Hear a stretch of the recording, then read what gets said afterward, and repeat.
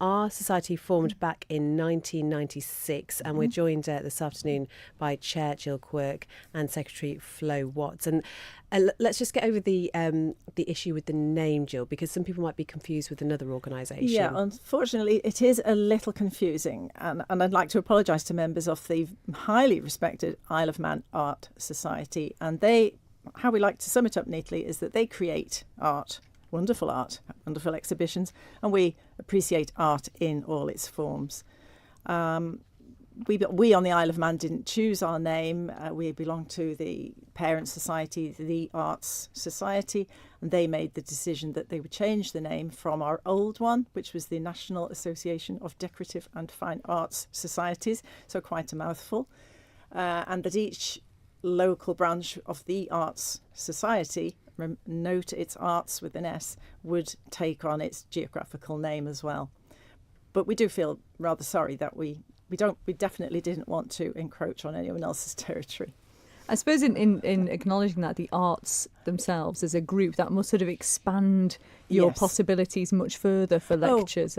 Absolutely it does. We've just had a wonderful one by a retired surgeon, and he was lecturing on the anatomical drawings of Leonardo da Vinci. That's and wonderful. It was fantastic. It's such a varied range. Just looking at this current year's programme, just off the top of my head, Flo, help quick while I got the specs on. We've got the Cornish coast in art. We've got the history of wallpaper. So it's not all sort of highfalutin subjects. We've got the Queen of Instruments, the lute within Old Master paintings. And I know that lecturer, and they're all professional lecturers who come over from England, he's going to be bringing his lute, so he'll be playing to us as well. A colleague and I go over to London once a year, and we hear up to 300, I think it's usually about 200 actually, lecturers in a day, and they have to present in either 2 minutes or 1 minute the flavour of what their lectures are about, and then we get to choose. So that they all really know their subjects, and they have to go through a very rigorous selection process. So really, when we go down to London, we know that they know what they're talking about, but we're looking for someone who's lively, enthusiastic, and that is going to be interesting to listen to for an hour. And we're very proud we have our own Isle of Man Arts Society lecturer, very well known, Dr. Fenella Bazin, and she's lecturing to us very soon on art in the Arctic.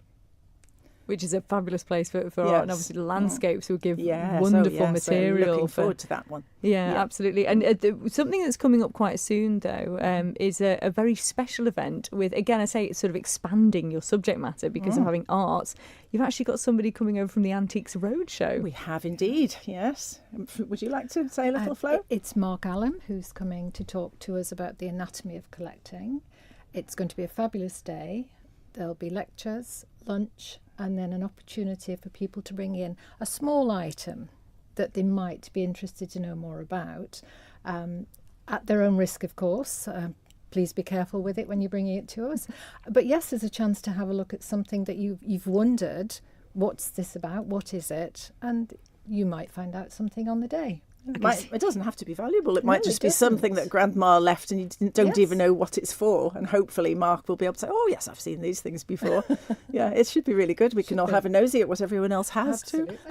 I can just imagine everybody now scrubbing around in their attic. It's just, what a brilliant thing to do. And we were talking about the fact that you don't have to particularly come from an art background to be a member of the Art Society Isle of Man. But who are your members generally, Jill? How many have you got?